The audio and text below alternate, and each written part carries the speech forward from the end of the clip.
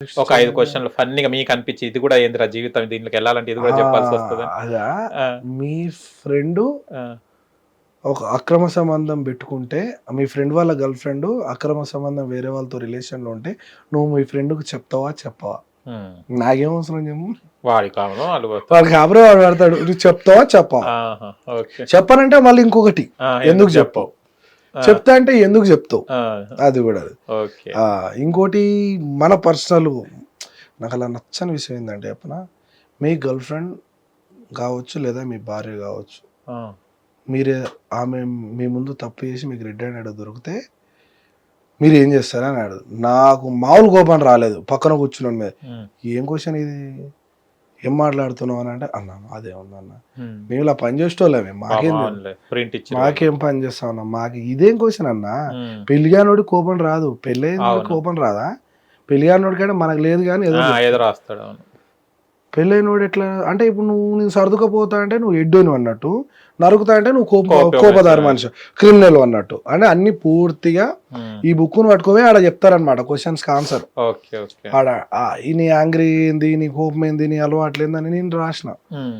ఎప్పుడు పడుకుంటావు? ఎప్పుడు లేస్తావు? అది కూడా అన్ని అడుగుతాడు. రాసిన. నేను నా నిద్ర టైం ఏంది, నాది ఏముంది, నేను డ్యూటీలో ఉంటాను, ఇంటిగా ఉంటే కొంచెం ఎక్కువ పడుకుంటా, డ్యూటీ లేకపోతే గంట 2 గంటలు పడుకుంటా 24 అవర్స్లో. ఓకే. అది నా టైం. అవన్నీ చెప్పుకుంటూ వచ్చి నేను అలవాట్లు ఏంది, నాకు అలవాట్లు చెప్పిన, నేను స్మోక్ చేస్తాను, నేను ఓకే. డ్రింక్ కూడా చేస్తాను అని చెప్పిన. సో అవి అన్ని జెన్యున్గా చెప్పుకుంటూ వచ్చిన, ఎక్కడ కూడా తడబడలే. తడబడలేదు. అసలు నేను జెన్యున్గా ఉండాలనుకునే జెన్యున్గా చెప్పి ఫిలప్ చేసేసి. ఫిల్అప్ చేసిన. Very good. చేసిన తర్వాత ఒక రూమ్ ఉంటుంది ఇట్లనే పెద్దది, హ్మ్. పెద్దది ఉండి అలా 10 మందిని తీసుకొని వచ్చి కూర్చోబెడతారు. హ్మ్. కూర్చోబెట్టి సెల్ఫ్ ఇంట్రడక్షన్, నువ్వేంది, నీ పేరేంది, అంటే మెయిన్ ఆవిడేనే అంటారు. ఓకే. ఒక ఇద్దరు ఉంటారు, ఒక అన్న ఉంటాడు, ఆయన పార్ట్ ఆఫ్ డైరెక్టరే, ఈమె మెయిన్ అంట, ఈమె హిందీ ఆవిడ ఉంది. అదే. అదే. ఆ! వీళ్ళు ఎందుకు అనేది వాళ్ళకి చెప్పాలి. వాళ్ళకి చెప్పితే నువ్వు చెప్పేదాన్ని బట్టి వాళ్ళు సెలెక్ట్ చేస్తారంట, వీళ్ళు మనకి ఇంపార్టెంటా కాదా అనేది. మేము 9 మంది ఉన్నాం, 9 మందిలో 5గురిని రిజెక్ట్ చేసి 4గురిని సెలెక్ట్ చేశారు. హ్మ్. నేను సేమ్ నా కాస్ గురించి చెప్పిన. వాళ్ళు అన్నారు, నువ్వు డ్రైవర్ల యొక్క కాస్ కోసం ఫైట్ చేస్తున్నావు, సో ఇందులోకి వెళ్తే నీకు ఏదైనా అవకాశం దొరికి దాని ద్వారా నువ్వు పని చేయాలనుకుంటున్నావు అంతేనంటే అవునని చెప్పిన. ఇన్ కేసు ఒకవేళ నాకు ఈ ప్లాట్ఫామ్ కరెక్ట్ కాదు అనిపిస్తే నన్ను తీసేయండి అని నేను అక్కడే చెప్పాను. ఓహ్! ఓపెన్‌గా ఎందుకు చెప్పేసినప్పుడు. చెప్పానంటే, నేను ఆల్రెడీ దీనికి సెలెక్ట్ అయినాక నేను అగ్ని పరీక్ష అనేది చూడడం స్టార్ట్ చేసిన. హ్మ్. ఒక అతను డ్రాగన్ సమ్ ఏదో కళాకారుడు, అతను కలర్ఫుల్ డ్రెస్ వేసుకొని వచ్చిన తర్వాత ఆయన అదంతా ప్లే చేసిన తర్వాత పోమన్నారు. మీకు ఈ ప్లాట్ఫామ్ కరెక్ట్ కాదండి అవునవును. అని చెప్పారు. సో నాకు అది థాడ్, నేను లారీ డ్రైవర్ని, నాకు ఏ సెకండ్ ఎక్కడ ఎట్లా రియాక్ట్ కావాలనేది పూర్తిగా తెలుసు నాకు. హ్మ్. కాబట్టి నేను ఎక్కడ ఆగాలి, ఎక్కడ ముందుకోవాలనేది నాకు తెలుసు. కాబట్టి చెప్పిన నేను, నాకు ఈ ప్లాట్ఫామ్ కరెక్ట్ కాకపోతే నన్ను ఓకే. తీసేయండి అంటే, అది మేము మీకు 1 వీక్లో చెప్తాం. హ్మ్. పూర్తిగా అన్ని రీగా చూసి, మీరు రాసింది, మీరు మాట్లాడింది అన్నీ చూసి మేము సెలెక్ట్ చేస్తామంటే డన్ అనుకున్నా.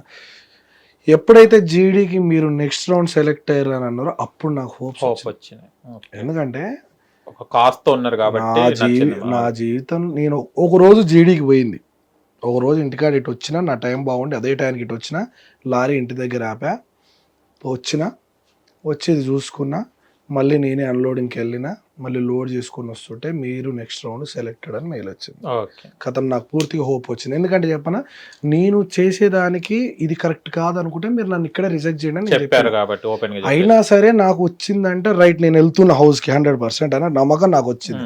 ఎందుకంటే నాకు తెలుసు నేను ఫిజికల్ టాస్కులు ఆడగలుగుతా, మైండ్ గేమ్ ఆడగలుగుతా, బిగ్ బాస్ మొత్తం వాచ్ చేసిన నేను. ఇది నాకు జుజుబీ లాంటిది అనిపించింది, నా ఇన్నర్ ఫీలింగ్, పెద్ద మ్యాటరే కాదు నాకు అనిపించింది ఇది.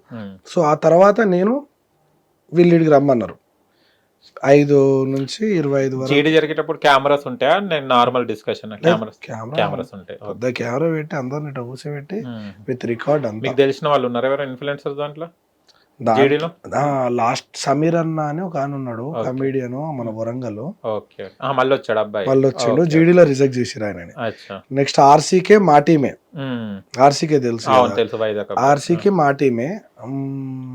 అప్పటి వరకు నాకు వాళ్ళిద్దరు తెలుసు మా టీంలో. ఓకే. తర్వాత పరిచయమైన వీళ్ళందరూ, కానీ అప్పటి వరకు నేను చూసిన వీడియోస్ వాళ్ళవి వాళ్ళే. అవును, ఆర్సీకే కూడా జీడీలో సెలెక్ట్ అయ్యాడు. మీ ఇద్దరు ఒకటే టీం కదా. అయితే జీడీ అయిపోయినాక నాకు హోప్స్ వచ్చినాయి, నేను డ్రైవర్ని పెట్టినా. ఇప్పుడు నా లారీ శాలరీలు ఎట్లుంటాయి బేసిక్గా, సో లారీ శాలరీ పెట్టి నా సొంత లారీ కాదు, ఉమ్, నేను బేసిక్గా నేనే తోలుకుంటా, ఇంకా ఏదో కొన్నగానే ఏం బలవలే నాకు, ఇంకా ఆహా, నేనే నడుపుకుంటా బండి, నేనే నడుపుకుంటా. ఎప్పుడన్నా నేను బాగా టైర్డ్ అయ్యకుంటే ఒక 1 వీక్ ఎవరిని పంపిస్తా. ఉమ్, సో దానికోసం నేను క్లిష్ట పరిస్థితిలో ఉన్నా. ఇప్పుడు అన్సీజన్ లోడింగ్లు లేవు, అవును. వర్షాలు పడి ఏడ పడితే ఆడ వారం 10 రోజులు బండ్లు ఆగుతాయి అవును. లారీలు. ఉమ్, అలాంటి సిచ్యువేషన్లో కూడా నేను డ్రైవర్ని పెట్టిన దీనికోసం. ఉమ్, అంటే ఏదో వర్క్ ఆడొద్దు అని. దొరదని బండిని పంపించి ఆడికి జీతం ఇచ్చిన. ఇప్పటికి బండి వాడే తోలుతుంటాడు. రాదు కదా అవును. ఇట పోయి ఇట రాదు కదా లారీ. అవునవును. పోతే 20 రోజులు పోతుంది, 20-25 రోజులు పోతే దాని 40-50 వేలు జీతం ఇవ్వాలి డ్రైవర్కి. ఓకే. సో ఆ విధంగా నేను సెట్ చేసుకొని 5 తారీఖు హైదరాబాద్ ఎంట్రీ అయినా. ఉమ్, నా కాన్సన్ట్రేషన్ అల్లా ఏంటంటే ఫిజికల్ టాస్క్లో, మైండ్ గేమ్లో. ఇంకోటి గడ్డం, నెత్తి, మీసాలు కట్ చేసుకోవాలంటారంట, ఉమ్, డేర్స్ ఏమనలే. ఉమ్, అవన్నీ ఉంటాయంట అని చెప్పేసి నా కాన్సన్ట్రేషన్ ఇది ఏం కొనుక్కోమంటాడో ఏమో.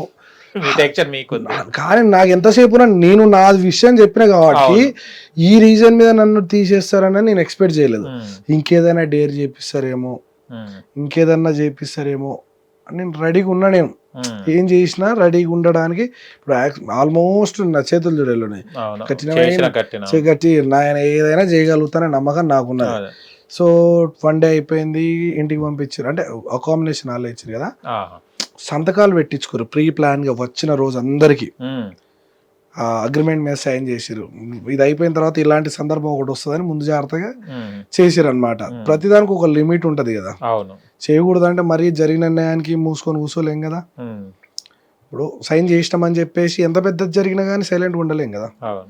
సో అందుకనే నేను ఇప్పుడు ఇక్కడ దాకా వచ్చి మాట్లాడడానికి కూడా కారణం ఇదే, లేకపోతే నేను కూడా గమ్మున ఉన్నాను.